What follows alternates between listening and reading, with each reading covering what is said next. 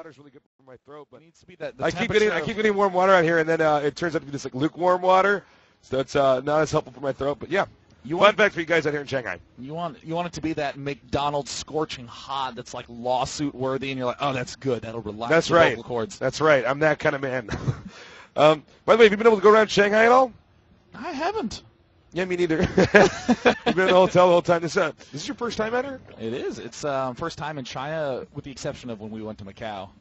Oh, right. That's right. Went to Macau a long time ago. Took photos with that monkey? Yeah, that monkey that was off the boat. Do you know Calder just went bungee jumping in Macau? God, that's so much more interesting than hanging out with a monkey. I know, man. It's way well, more you go adventurous than bungee we jumping are. with a monkey. That would be even more interesting. Oh, but man, that would be it. Could you do bungee jumping? You know, I went skydiving, but I hear bungee jumping is way more terrifying because when you're skydiving, it's just surreal. It's like slowly scrolling in on Google Maps, but when you're bungee jumping, the ground is actually rapidly going towards your face. Yeah. Yeah, interesting stuff, man. I think this is my third time out here in China, actually. We got a little bit of downtime here, guys. They're just teching up. It's going to be fast expand. It's kind of interesting. This is the first game that LucifroN has not opted to go for the command center first. This is one of the shortest distances, despite winding up with some of the longest macro games. So, yeah, it is. We're going to see where he wants to go from here. You're right, though. It is the first time he's deviated from this. By the way, getting double gases, too. Ooh. This is still an acceptable way to transition up into the Hellion Banshee. It's not quite as slick as the Command Center first play, but VortiX, I think, is going to be very comfortable on this map. This is a map where it is perfect to go 4-queen defense early on. You can creep straight forward out into the middle of the map. You can creep straight down to your third base and secure that very easily. Excuse me. So the Command Center is going to be finishing up here a little bit. This is a map kind of like Antigua, but the same rule, but different reasons why. Fourth base is hard to hold. Fourth base here, they can get on the high ground of it, get behind it and deny you from working there. They also have a ledge that they can push from that gives them an edge up too. Same time, players have been starting to expand to this far rightmost base as a fourth, so that way they can mount assaults on the usual Zerg fourth, which is down here, and if not, just put pressure on the Zerg third, given the fact that LucifroN has been a mech player. I would pretty much expect him to go for that bottom one. And no gases here yet for our Zerg. He may be going for quickling speed, though, coming up here. That is so popular now, and I agree with it. Yeah, I mean, it's good. There's that nice timing push where, I mean, these Hellions are going to pop out right at 6, and you can get link speed done at about 5:35, and you can hit a player literally right now. Man, LucifroN is taking a huge risk. Like right now is when the links spring up into the main. All right, 2 Hellions coming out here now. Do you think he's going to go for potentially Hellion Marauder? Oh, I think he's actually going to be going for that style that was popular at the end of 2011, where you open up Hellion, but then you go for you fast Marines stim. With stim. I was going to say the combat shield one's good too. Oh yeah, the combat shield push is super slick. Actually, what's going on? Is he just going to switch and go tank? I mean, right now that's like he could do that too. I mean, I think he is because he's not upgrading anything right now. Oh, nothing's happening. What's happening? What is do going something, on? LucifroN. LucifroN, what's going on, man? Double engineering bait, LucifroN. All right, so I don't think he's going to go for the quick tanks then. I mean, I feel like, oh, weird. Okay. Oh, whoa. This is an odd, awkward play out of LucifroN, but it has some of the general principles of that old school style. You're trying to go for fast Marine, medevac, Hellion pushing, and on this map with the short distances, it's going to be very effective, but it looks like he wants to bolster that by also having 1-1, which sounds so greedy on paper, but it's easy to mess with the Zerg player. Zerg's not going to move out. There's 2 Hellions outside of his base. He's not going to do anything. Look at this meta gameplay. He's going for a straightaway attack. He's like, you're meching. Wow. Cool. Oh, that's going to hurt. So, let's go back to the Terran base for a second, if you don't mind. Mm-hmm. All right, so he's getting to the command center, and over here we have another barracks. Okay, so I think he's going to do this 1-1 timing, maybe a 2-2 timing, and he can hit the third or the fourth. I am surprised, though, by the additional command center. This is pretty greedy, but I guess you can get away with it. it's really cool. I mean, players for about 9 months were literally doing one of 3 builds with each race and each matchup. It was so stagnant, and suddenly we're starting to see these eruptions of corner cutting. VortiX now, cancels the Roach Warren. Did LucifroN throw down a scan? Looks like, oh wow, has no idea the range attack was canceled. And if you're in VortiX's shoes, you're saying, what are you doing, brother? This is an insane meta shift here. These guys are really in each other's heads. Yeah, but I think LucifroN is the one who is certainly going to be coming leaps and bounds ahead of this one. He's ahead of Zerg in upgrades. That is going to sting when this push finally shoves forward. Orbital landing now. Nice bunker placement. Always going to put the bunker there. Pretty hard to get to attack into there. And of course, that's where a lot of Zergs want to throw infested Terrans. Oh yeah. In late game or throw Roaches there. Finally, more Marines popping out. This is going to be such a beautiful push. VortiX is building, I would call them confusion lings. He's just not quite sure what Terran's up to. He's seen a couple of erring on the side of caution, basically. Now, he sees speedlings, so I don't think Terran's going to move out for a little bit here. He is going to try to take the third. That could be risky. Well, right now, LucifroN is just turtling up. I think this is the smart play. He's going for a 2-2 timing push. Tank's now finally going to get started. He will be adding on about 3 more barracks in a moment now that he's started this upgrade.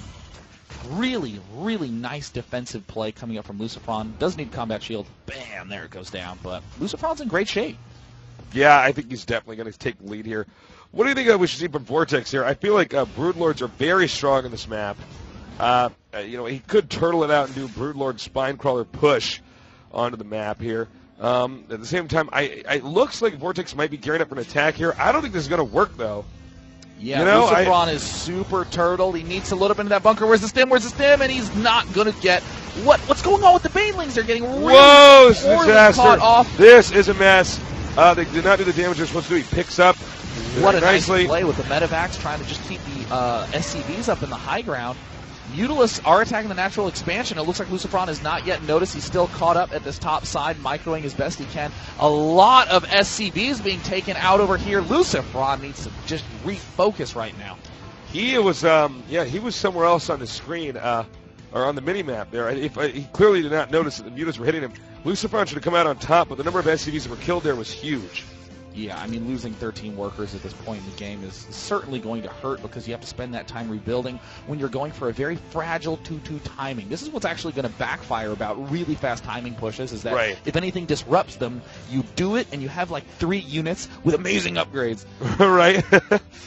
So, we got Lings coming up here with the rest of this army from the Zerg. Factory coming up, more factories coming out. This place is exposed. This is exactly what makes VortiX such a fierce player, doing these Zergling Mutalist counterattack timings, picking off a lot more workers yet again, but LucifroN has that killer 2-2 set of upgrades. He's going to have 5 racks churning them out. Oh, man, he is having... Oh, these are going to be so freaking early. He's going to have almost 15-minute 3-3. It's interesting here. Go to VortiX's 4th base. Yeah, he's taking it quite early, throwing guys in So the getting the gas first off, which is smart because Hive is about to finish. He's definitely going to get that adrenal upgrade for the Lings. And, I feel like although VortiX has a supply lead, you're right with this upgrade lead. I mean, it's just too much. 3-3 is on the way. He can push right before 3-3 finishes for the Zerg easily.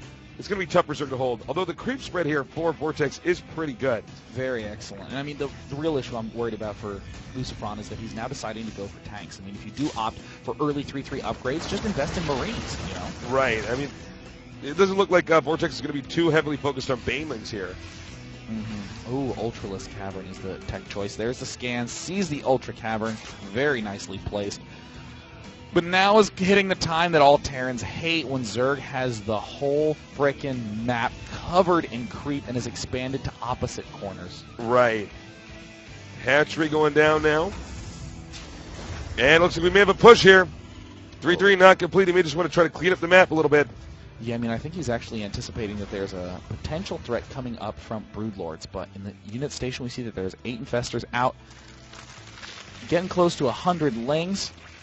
But he's producing a good chunk of Banelings, so That tank count that LucifroN so nobly went for really needs to start climbing its way up. 3-3 is not going to be done in line with this push. Barracks going down. I don't like this command center placement. I think it should be going down south.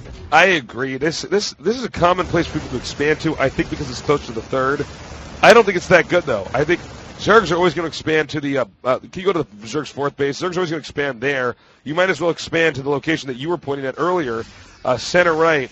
Control that and then push down at the Zerg from there. LucifroN's getting real close to not even being able to secure his own fourth base. Fortunately, Zerg expanded here, provides somewhat of a target that LucifroN can go for. He's still not producing tanks 3 at a time, though they're finally now churning them out 3 at a time. His 3-3 upgrades are near complete. A couple of small minor engagements. LucifroN and VortiX both have to be very careful here, and VortiX is going for it. Here he comes now, moving in. Doing so much damage here with all these lings. It's unbelievable. He's wiping out LucifroN easily. Oh, my God. Where are LucifroN's units? This is a massacre right here. Just complete, overwhelming forces. I mean, LucifroN went for this fast 3-3 upgrades, not even quite done. Zerg lined it up nicely with 2-2. VortiX is being forced to retreat. The planetary fortress is done, but I'm actually not quite sure that this is going to be... Well, he can't repair it. He can't get around it to touch it. It's too many Zerg. Yeah, he should have been able to hold that, but the Lings had a perfect surface area there. Gosh, this choice to overbuild these tanks is really hurting LucifroN. This awkward placement of factories is constricting his units. Another expansion command center goes down. 8 Ultralisks being produced. It's all going to come down to these 3-3 Marine Marauders. Well, we will have a counter push here coming up. He needs to reclaim the fourth base and do it fast. Yeah. I don't think he's even going to bother expanding to the center right. I think he will take that same location again. I think it's going to give VortiX a bit of an edge. Looks like we do have the usual flood of spines we're seeing from VortiX. Just does not want to lose to drops. Very difficult to deal with drops if you are going for this Ultralisk Zergling Infestor play. LucifroN starting to make a push down to the south side. Doesn't have that vulnerable fourth up yet. LucifroN needs to start sieging. He sees that this army is going to engage. Uh-oh. We could have a flank here. And I don't know if LucifroN is going to hold it. Uh-oh. Oh, my God. Ultralisk get right up to the siege tanks. VortiX overwhelmed. GG. Not even willing to engage for more than a few seconds. I mean, that was just a dominating game by VortiX. VortiX way outplayed LucifroN, and LucifroN had that lead in the early game.